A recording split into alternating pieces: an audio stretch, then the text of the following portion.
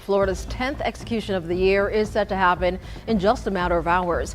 Kayle Bates is set to die for the 1982 murder of a woman abducted from a Bay County insurance office where she worked. Last week, the Florida Supreme Court rejected his attorney's arguments regarding his 1995 death penalty resentencing. However, an appeal with the Supreme Court is still pending. This morning, we are hearing from death penalty opponents, including the Florida Conference of Catholic Bishops, who say that they are concerned with the record-setting number of executions. The man responsible for murdering a 24-year-old Bay County woman back in 1982 has been put to death. The state executed Kayle Bates this evening for the death of Renee White. Bates kidnapped a local woman named Renee White from her job at a Lynn Haven insurance office in 1982. He dragged her in some woods behind the office, tried to rape her, then beat her to death. Bates was convicted in 1983 and received the death penalty. He will now be executed by lethal injection at the Florida State Prison in Rayford next Tuesday, August 19th. August 19th, 2025, Florida State Prison, Stark, Florida, 6 p.m. A curtain rises. On the other side of that curtain, a man is already secured to a gurney, left arm extended, an I.V line in place. He is 67 years old. He has been on death row for 42 years. He has stood before 3 separate juries. He has watched 4 separate death warrants get signed with his name on them. He has filed appeals in courtrooms at every level of the American justice system, all the way to the United States Supreme Court, twice, and he has lost every single time. The warden steps forward. He asks the question they always ask. Do you have any final words? The man on the gurney does not close his eyes. He does not look away. He simply says, "No." That's it. No statement for the court. No message for the victim's family. No final words to the husband who sat in that witness room after keeping a 43-year promise. No last declaration of innocence. No expression of remorse.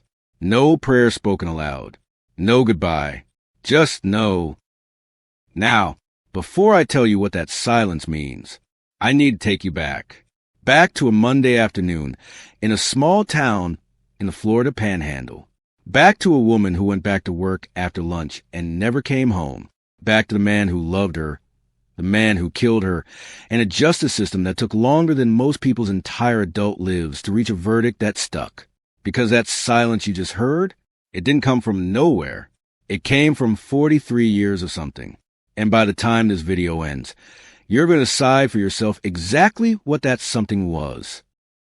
But before we go back to that Monday afternoon, I need to ask you something. If you have ever sat with a case and asked yourself, did the system actually work here, or did it just eventually finish? This channel is built for you. Every case we cover is documented. Court records, verified timelines, real names, real consequences. No filler, no speculation dressed up as fact. If that is what you came here for, hit subscribe right now. Turn on the bell. You will not miss a single case. And when this video ends, I want you to drop a muted speaker in the comments. Just that, nothing else. Because that silence you just witnessed in that execution chamber, it means something different to every single person who watches this. And I want to know what it means to you. We will come back to it. Now, let me tell you exactly what you are about to watch.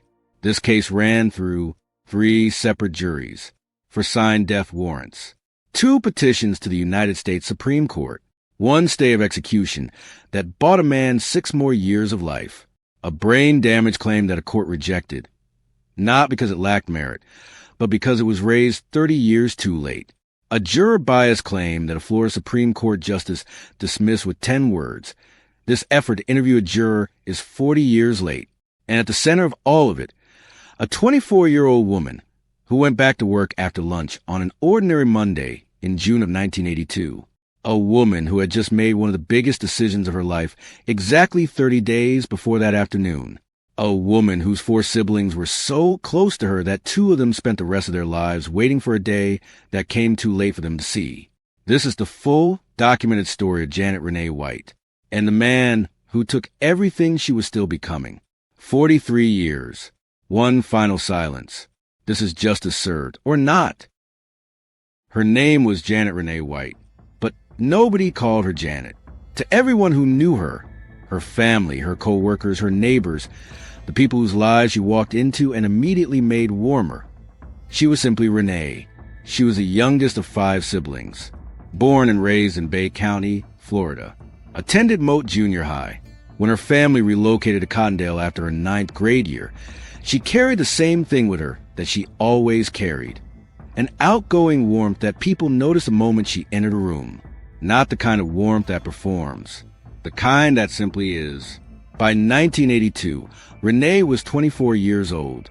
She was working as an office manager at a State Farm insurance agency on Highway 77 in Lynn Haven, Florida. But she was not just clocking in and clocking out. She had enrolled in night classes. She had a goal, specific, mapped out and entirely her own. One day, she was going to open her own insurance office. She was not waiting for her life to happen to her. She was building it, brick by brick, class by class, day by day, and 1 month, exactly 1 month. Before June 14, 1982, Renee and her husband made a decision together. They were ready to start a family. She wanted children more than almost anything in the world. She never got that chance. Randy White was 19 years old the first time he saw her. He was at a pizza parlor in Marianna, Florida. She walked through the door. He did not hesitate. He walked straight over, grabbed her by the wrist, and told her to sit down.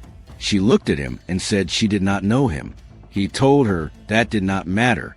That same night, Renee went home and told her mother she had met the man of her dreams. 10 weeks later, in 1974, they were married. By 1982, they had built 8 years of a life together. Randy was working as a route salesman for Maxwell House Coffee. Renee was managing the insurance office, attending night classes, planning forward. Randy would later describe those years as genuinely happy, in every sense of the word. The weekend just before Monday, June 14th, they had spent time together along the Florida Panhandle coast. Cape San Blas, Shell Island.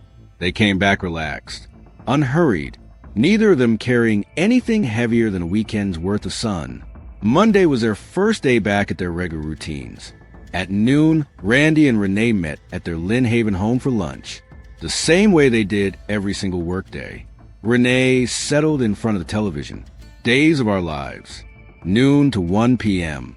Randy made her a sandwich. That was their routine. Unchanged, unremarkable, theirs. That afternoon, Randy had one specific reason to feel uneasy. Renee's boss, Jim Dickerson, was out of the office prospecting for new business. That meant Renee would be returning to a building where she would be completely alone. Randy made a quiet decision. He would follow her back.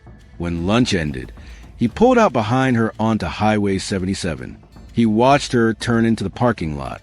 He watched her walk up to the front door and fit the key into the lock. She turned around. She waved. Randy tooted his horn and drove away. The time was 12:55 p.m. He did not know, could not have known, that someone was already inside that office waiting for her. He did not know that the wave she gave him at 12:55 p.m. would be the last moment of her life that belonged entirely to her. He just drove away, the way he had done 100 times before. Now I need to tell you about the other person in this story. Not because what he did deserves softening. It does not. But because the full truth of this case, the part that makes it linger long after you close this video, is not just what happened inside that office. It is the question of how a person arrives at a moment like that. What accumulates? What breaks? What the people closest to him watched happen and could not stop. Kayle Bington Bates was born on February 19, 1958, in the Tallahassee area of Florida. On the surface, his early life followed an ordinary path. He grew up attending church. He played sports as a kid. After high school, he joined the Florida National Guard and served from 1977 through 1978. He got married. He had a daughter, 3 years old by 1982. He bought a house. He took a job as a delivery driver for a Tallahassee paper and office supply company.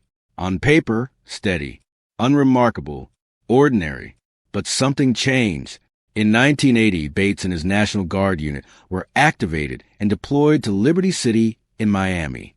Their mission was to help manage the civil unrest that followed the death of Arthur McDuffie, a black motorist who died after an encounter with law enforcement. The riots that erupted were among the most violent in Florida's modern history. Bates did not want to go. That detail was confirmed years later by his then-wife, Janet Bates, during a 2005 interview with a post-conviction investigator. And when Janet was asked about the man who came back from Miami, she said he was not the same man who left. He withdrew from the family. He became quiet in ways he had never been before. He woke her in the night with screaming. He would not recognize where he was. He broke into cold sweats. He refused to talk about what he had witnessed during that deployment. His National Guard colleague Gary Scott later confirmed at a post-conviction hearing that Bates's behavior shifted significantly following that period of service. Years later, at a 2006 evidentiary hearing, a defense-appointed neuropsychologist, Dr. Barry Crown, testified that testing revealed evidence of organic brain damage in Bates. The defense argued it was directly connected to his military service and the psychological toll it had taken. The Florida Supreme Court declined to consider that claim. Their reason? Bates had 3 decades in which to raise it. But the weight he was carrying was not only psychological. By 1982, Bates had documented learning disabilities. His reading and math skills tested at the level of a child between 9 and 10 years old, placing him in the bottom percentile for his age group. He had applied for a promotion to sergeant within the National Guard.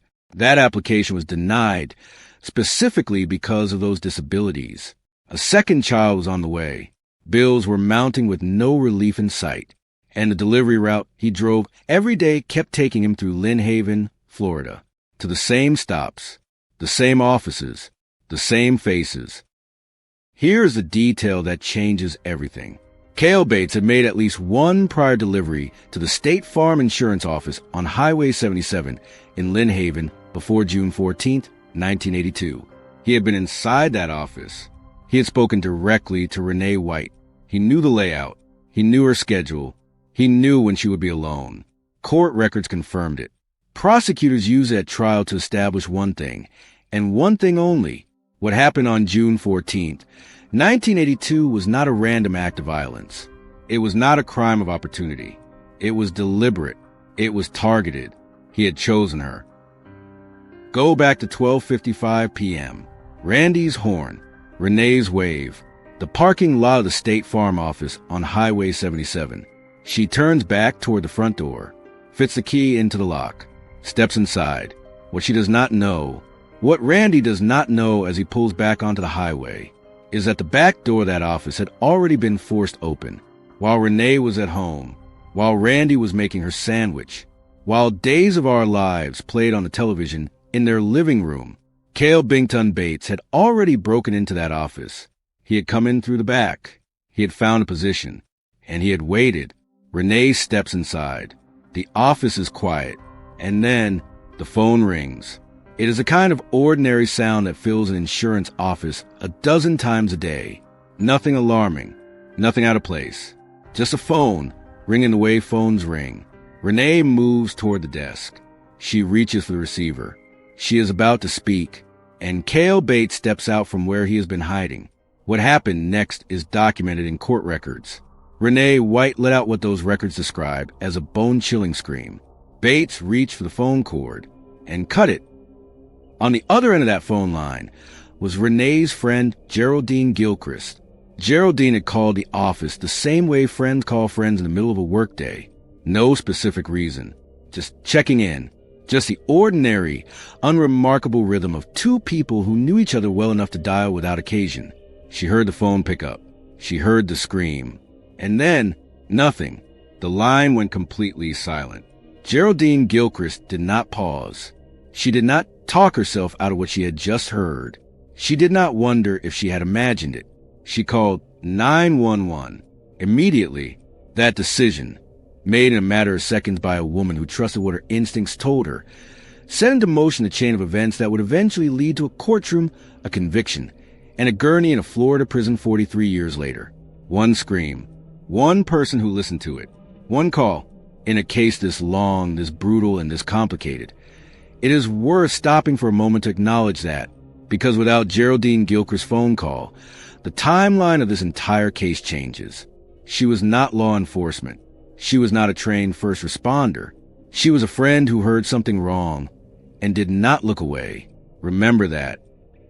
Around the same time Geraldine's call was reaching dispatch, Renee's boss Jim Dickerson was pulling back into the parking lot. He had been out most of the afternoon prospecting for new business. He stepped out of his car. He walked toward the front door. And the moment he stepped inside, something stopped him. Not a sound, not a person, just the wrong version of a room he knew well. The blinds in his office had been pulled shut. His calculator had been unplugged and moved. The back door, the one that should have been locked, was cracked open, and on the floor, leading from the interior of the office toward that open back door, there was a trail. He did not need to be told what he was looking at. He already knew. He looked out toward the parking lot. Renee's car was still there, right where she had parked it at 12:55 p.m. She had not left. She had not stepped out for an errand. She had not gone anywhere under her own power. Lynn Haven Police Department arrived within minutes of Geraldine's 911 call. Officers took one look at the scene inside that office. Then they moved directly and immediately toward the wooded area behind the building. 50 feet from the back door of that office, they found Janet Renee White. The medical examiner's report documented more than 30 separate injuries. 30. I want you to sit with that number for a moment, because what it tells you, what the clinical language of a court record will never fully capture, is that Janet Renee White did not surrender. She fought with everything she had. In the last moment of her life, alone in the woods behind her workplace on an ordinary Monday afternoon, she fought. And Kayle Bates did not make a clean exit. After the attack, he attempted to flee the area, but he became disoriented in the woods, turned around, lost, and walked directly into a clearing where an armed officer was already positioned and waiting. Officers noted his condition immediately. Mud on his shirt, wet jeans, visible blood on his clothing. In his hands, a bunch of cattails, pulled from the ground somewhere in those woods as he wandered, disoriented, looking for a way out that wasn't there. When the officer stopped him, Bates said he simply wanted to get back to his delivery truck. The officer told him to empty his pockets. Bates reached in and placed a diamond ring on the ground between them, Janet Renee White's wedding ring, the one Randy had placed on her finger, right there, in his pocket, in the woods, 50 feet from where she lay. He was taken into custody without resistance. Within hours, he would be sitting across a table from lead investigator Frank McKithen at the Bay County Sheriff's Station, and the line would begin. By the time Kayle Bates arrived at the Bay County Sheriff's Station, lead investigator Frank McKithen was already waiting. What followed was an interrogation that lasted between 5 and 7 hours. And in that room, across that table, McKithen heard something he would later describe in terms that left no room for interpretation. He said, "This guy is one of the most lying people I have ever met in my life." He had a story. Anything we asked him, he had a story. 5 stories, to be exact. The first came quickly. Bates told investigators he had parked his delivery truck behind the office to avoid his supervisor.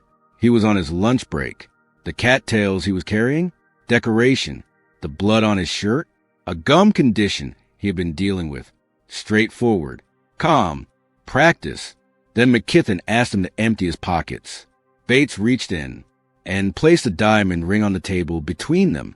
Randy White, who had been brought to the station, identified it without hesitation. Renee's wedding ring.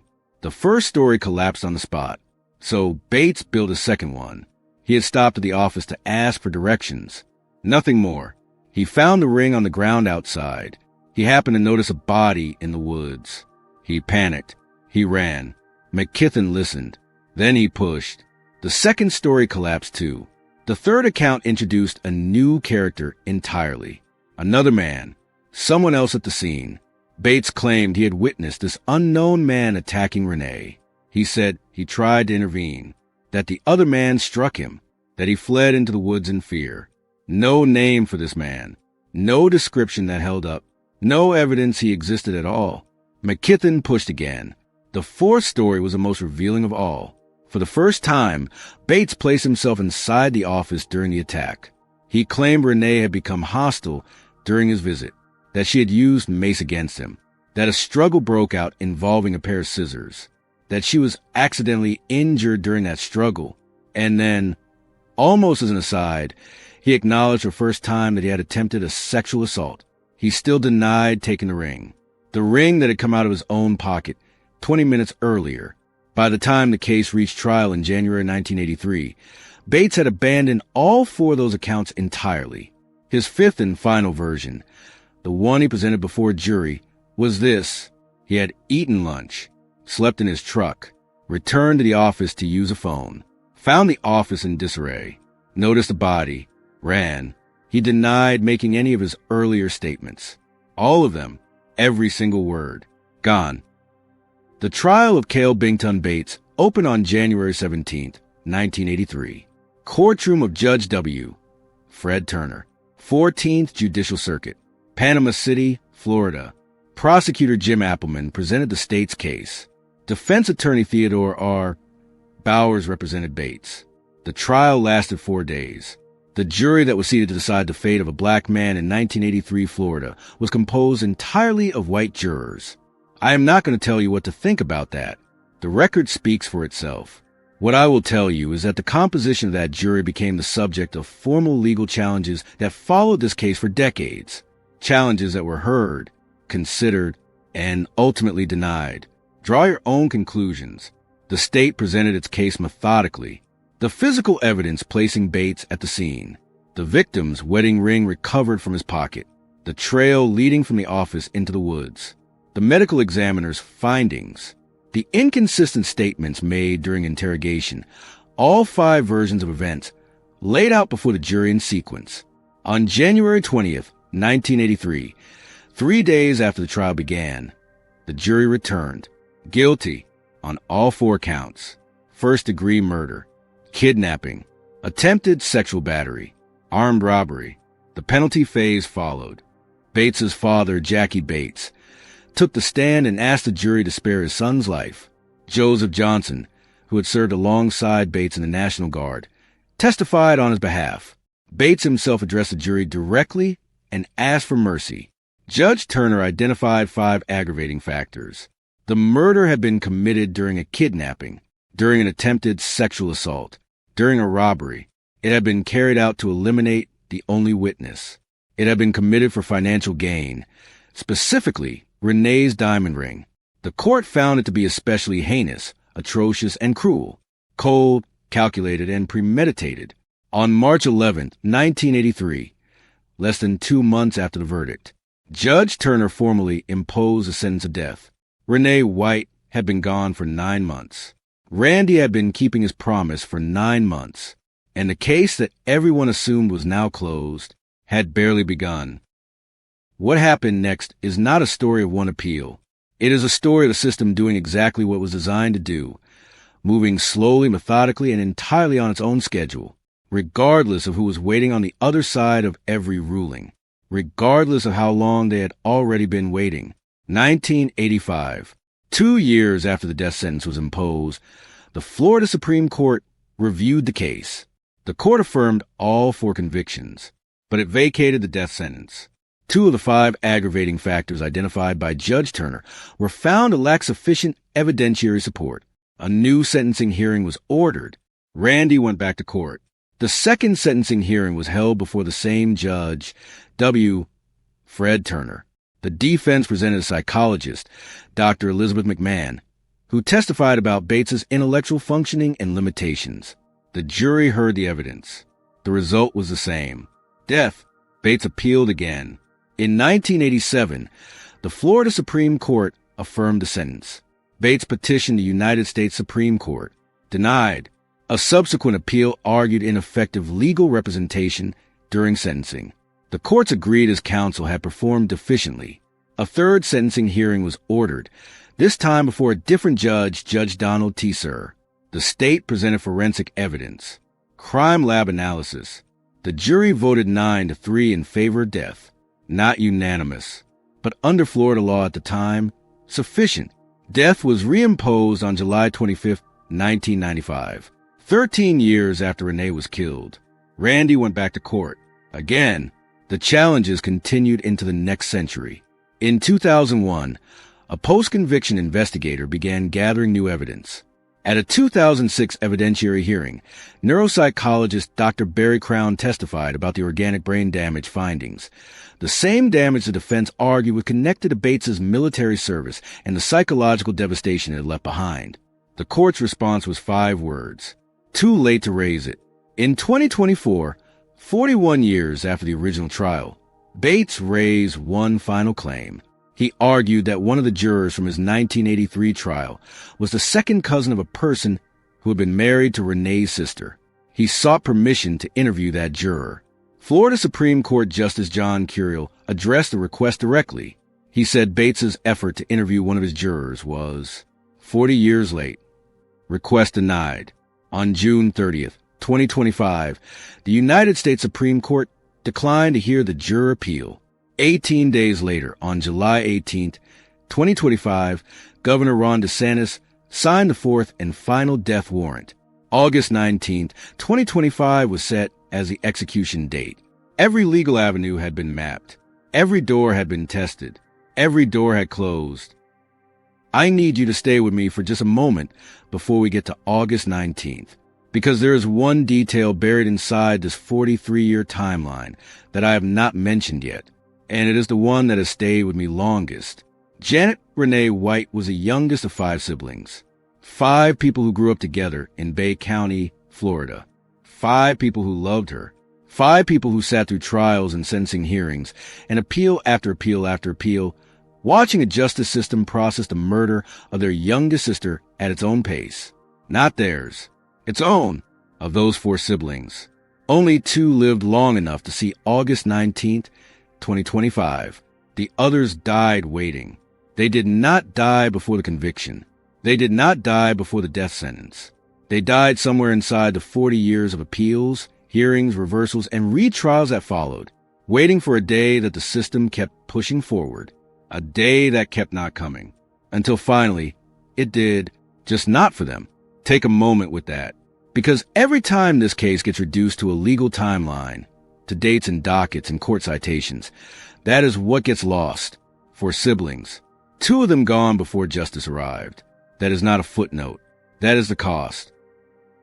August 19th, 2025, Florida State Prison, Stark, Florida, 5:15 a.m. Kayle Bington Bates woke up for the last time. He declined the offer of a last meal. He declined to meet with a spiritual advisor. He had converted to Islam in 1993, 11 years into his time on death row, taking the name Muad'Dib al-Shwan. In the decade that followed, people who encountered him inside that prison describe a man who had built something resembling interior life from inside a 6x9 cell. He studied the Quran. He prayed. He became, by multiple accounts, a calming presence for younger inmates arriving on death row, men who were frightened, disoriented, unmoored, and he steadied them. His attorney, James Driscoll Jr., had visited him the day before the execution. He described what he found. He said Bates had exhibited, and these are his words, a quiet dignity throughout all of the proceedings that he found inspirational. He said Bates was a man of faith who had spent years dedicated to his beliefs. He said he had reconnected with his daughter during his years of incarceration. That morning, 3 people came to see him: his daughter, his sister, his brother-in-law. I want to be precise about what I am and am not telling you here. I am not asking you to grieve Kayle Bington Bates. I am not asking you to forgive him. I am not asking you to weigh his final years against what he took from Renee White on June 14th, 1982. What I am asking you to do is hold the full picture, because the full picture is the only honest version of the story. A man capable of what happened in those with behind that office also spent 30 years quietly steadying broken people inside a prison. Both of those things are true at the same time, simultaneously. And that tension, that uncomfortable, unresolvable tension, is exactly what makes cases like this one impossible to simply close and walk away from. In the witness room at Florida State Prison, 3 men took their seats in the front row. Randy White, State Attorney Larry Bassford, and retired Bay County Sheriff's investigator Frank McKitton. The same man who had sat across a table from Kayle Bates on the afternoon of June 14, 1982, and listened to 5 different versions of the story that all pointed to the same truth. 43 years had passed. They were all still there. Randy had made a promise to Renee, not in a courtroom, not in front of a judge or a jury or a camera, in the immediate aftermath of her death. In the private, devastating silence that follows the moment a person realizes a life they were building has been destroyed, Randy White made her a promise. He told her he would be there for every trial, every sentencing hearing, every appeal, every reversal, every new hearing ordered by every new court, every single step of whatever came next, however long it took, however many times the system sent them back to the beginning. He would be there. He would not stop. He would not look away. He would not let her name become a case number. 3 sentencing hearings. For death warrants. 43 years. Randy White kept that promise without exception. Every single time. Go back for a moment to Section 2. To the parking lot at 12:55 p.m. To the wave. To Randy tooting his horn and driving away. Not knowing, could not have known, that someone was already inside that office waiting for her. That man, the one who drove away not knowing, sat in the front row of that witness room on August 19th, 2025, and he waited one final time. At 6 p.m., the curtain went up. We are back where we started, except now you know everything. You know about the sandwich in the wave and the horn at 12:55 p.m. You know about the phone cord cut mid-scream. You know about the cattails in the ring, and the 5 stories that collapsed one by one across a table in an interrogation room. You know about 3 juries and 4 death warrants, and 2 trips to the highest court in the country. You know about the siblings who didn't make it. You know about the man who woke up at 5:15 a.m. and declined everything except the presence of his daughter. Now watch what happens when the warden steps forward. Kayle Bington Bates was already secured to the gurney, left arm extended. I.V. line in place. The warden looked at him and asked the question they always ask. Do you have any final words? Bates did not close his eyes. He did not look away. He said, no, nothing for the court. Nothing for his family in the witness room. Nothing for Randy White sitting in the front row. Nothing for Janet Renee White. Just, no. The lethal injection was administered at 6:01 p.m. At 6:17 p.m., Kayle Bington Bates was pronounced dead. It was Florida's 10th execution of 2025, a new state record. The 29th execution carried out across the United States that year, the highest national figure in a decade. And in the witness room, Randy White sat in the front row and felt something happen inside his chest, something that had been there for 43 years. Released. Randy White described what he felt in that moment. He said he went into that witness room calm, without hatred, without the kind of rage that consumes a person from the inside out over 4 decades of waiting. Just calm. But when the warden read Bates's name and announced the time of death, Randy said something released inside his chest, something he'd been carrying since 12:55 p.m. on June 14, 1982, something that had been there so long he had stopped noticing the weight of it until it was gone. Approximately 10 years after Renee was killed, Randy made a decision. He chose to forgive Kayle Bington Bates, not to excuse what happened, not to forget it, not to minimize it or reframe it, or reduce it to something more manageable than what it actually was, but because he said, and these are his words, that holding on to it was going to destroy whatever he had left of himself. He forgave him to survive. After the execution, Randy publicly thanked Governor Ron DeSantis for signing the death warrant and seeing the sentence through. He said he could finally begin to learn how to live without it weighing on him every single day. But then he said something else, something that has stayed with me since I first read it. He said, he will never fully get past it. Not, it is over now.